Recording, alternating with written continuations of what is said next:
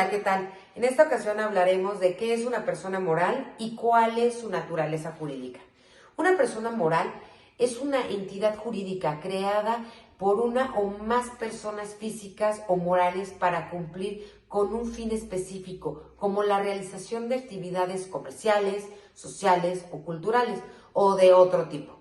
En México, las personas morales se constituyen y regulan bajo la disposición del Código Civil y otras leyes aplicables, como la Ley General de Sociedades Mercantiles. ¿Qué es la naturaleza jurídica? La persona moral es un ente abstracto que, aunque no tiene una existencia física, se le reconoce la capacidad legal para adquirir derechos y contraer obligaciones. Al igual que las personas físicas, las personas morales pueden ser asociaciones, fundaciones, sociedades mercantiles, como en el caso de la sociedad anónima que vimos.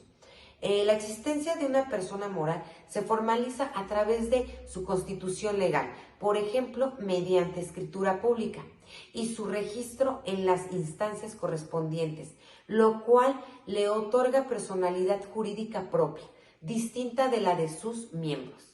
Muchas gracias a nuestra compañera abogada Alicia Sago, que ya nos orientó y nos dio la definición de lo que es una persona moral. Ahora bien, ya que conocemos la definición de lo que es una persona moral, también hay que profundizar de manera exacta lo que es una persona moral y cuál es su relación con los miembros del mismo ente jurídico. Y ahora, para explicar la relación de una persona moral con sus miembros es un tanto complicado. ¿Por qué? Porque dentro de la persona moral se crean leyes, estatutos y lineamientos que estos anteriormente con un abogado y con un contador público se realizaron anteriormente. Y estos lineamientos y reglamentos establecen cuáles son las facultades, los derechos y las obligaciones de cada miembro de este ente jurídico conocido como persona moral. Pero, ojo, también existe lo que es un representante legal. ¿Qué es un representante legal? Un representante legal es el que compadece ante cualquier ente jurídico si es que así se requiere. Que por ley cada persona moral tiene que nombrar un representante legal. Dentro de las facultades, obligaciones y derechos que tiene un representante legal está el representar a la persona moral en las diligencias jurídicas, cuidar los intereses de la misma empresa, administrar el patrimonio de dicho persona moral, realizar trámites administrativos, presentar declaraciones, entre otros. El siguiente tema es cuál es la responsabilidad de la persona jurídica en este caso. En el caso de la empresa X, Y y Z, la persona moral podría enfrentar responsabilidades civiles, penales, administrativas, por los defectos graves en los productos que fabrica y que distribuye. Por ejemplo, la responsabilidad civil. La persona moral podría ser responsable de reparar los daños causados a los consumidores debido a los defectos de los productos. Esto podría implicar indemnizaciones por daños y perjuicios, así como la cobertura de gastos médicos o la sustitución de los productos defectuosos. La responsabilidad civil de la empresa puede ser objetiva, es decir, no depende de la intención o la negligencia, sino del hecho de haber causado un daño. Por otro lado, tenemos la responsabilidad penal. Dependiendo de la legislación aplicable de la gravedad de los daños, la empresa podría enfrentar sanciones penales, aunque las personas morales no pueden ser encarceladas, pueden ser sancionadas con multas, clausura de establecimientos, suspensión de labores o en la disolución de la persona moral en casos extremos. Otro ejemplo que podemos dar es la responsabilidad administrativa.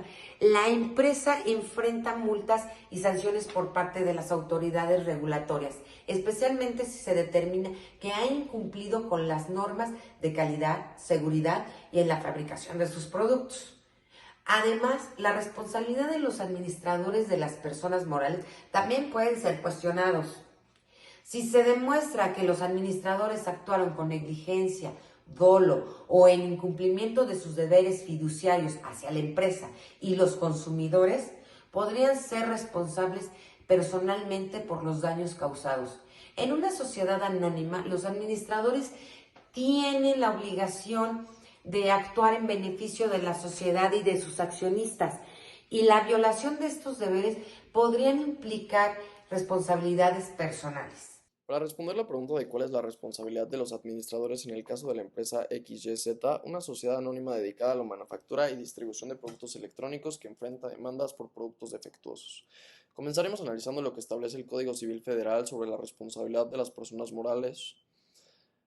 El Código Civil Federal, en su título segundo sobre las personas morales, establece que las personas morales, como la empresa XYZ, tienen plena capacidad jurídica para ejercer derechos y contraer obligaciones, según el artículo 25. No obstante, su responsabilidad legal frente a terceros no está completamente separada de las de sus administradores. El artículo 26 del Código menciona que las personas morales pueden adquirir bienes y contraer obligaciones, pero esto no implica que los administradores de la empresa estén automáticamente exentos de la responsabilidad. En situaciones donde se demuestra que actuaron con negligencia o dolo, en este sentido, la protección del velo jurídico que generalmente existe entre la persona moral y los administradores no es absoluto. Las personas morales legalmente constituidas pueden adquirir bienes, contraer obligaciones, así como ejercer derechos y cumplir con las responsabilidades derivadas de las leyes vigentes, como nos remarca el Código Civil Federal en su artículo 25. Aunque en un principio la persona moral o los miembros de la asamblea que la conforma podrían sentirse seguros bajo el velo jurídico, es importante resaltar que este no exime automáticamente a los administradores o participantes de la responsabilidad. Si se demuestra que su actuación fue negligente o dolosa, en este punto resulta esencial citar el Congreso Nacional de Derecho Jurídicas de la UNAM, donde se explica claramente cómo el velo jurídico puede levantarse si los administradores han actuado de forma incorrecta. El velo jurídico protege a los administradores de una persona moral en la mayoría de los casos, pero este puede ser levantado cuando se pruebe que han actuado con dolo o negligencia grave, comprometiendo los derechos de terceros. Este principio busca evitar que los administradores de una persona moral se escuden tras la estructura legal para evadir responsabilidades legales. La persona moral como entidad jurídica es distinta de las personas físicas que la constituyen o la administran. Sin embargo, como mencionamos antes, si los administradores toman decisiones negligentes o fraudulentas que afectan a terceros, se puede justificar el levantamiento del velo jurídico. El velo jurídico establece una separación entre la persona moral y sus administradores, pero cuando estos últimos actúan en perjuicio de la sociedad o de terceros, puede llegarse a la conclusión de que dicho velo debe levantarse, como dice en el Código Civil Federal en su artículo 28 bis. En el caso de la empresa XYZ, los administradores podrían ser considerados responsables si se demuestra que su negligencia permitió que productos defectuosos llegaran al mercado, causando daños a los consumidores. En este caso, en particular, la responsabilidad de los administradores podría estar sujeta al levantamiento del velo jurídico si se demuestra que conocían los defectos graves de los productos y no tomaron las medidas correctivas necesarias. El principio de responsabilidad solidaria podría aplicar si los administradores actuaran con negligencia o dolo en este caso. En una sociedad anónima como la empresa XYZ, los administradores tienen la obligación de actuar con diligencia y en el mejor interés de la empresa y sus socios. Según la Ley General de Sociedades Mercantiles, los administradores son responsables ante la sociedad y los socios por los daños causados por su mala gestión. Los administradores de una sociedad anónima serán responsables de los daños y perjuicios que causen por el cumplimiento de sus obligaciones fiduciarias, Ley General de Sociedades Mercantiles, en su artículo 152. Si los administradores no tomaron las precauciones necesarias para evitar la distribución de productos defectuosos, su conducta podría interpretarse como negligencia o incluso dolo, lo que aumentaría su responsabilidad personal. La negligencia es la falta de diligencia o cuidado en la gestión de la empresa. En este caso, si los administradores sabían o debían de saber sobre los defectos de los productos y no actuaron, esto puede considerarse negligencia.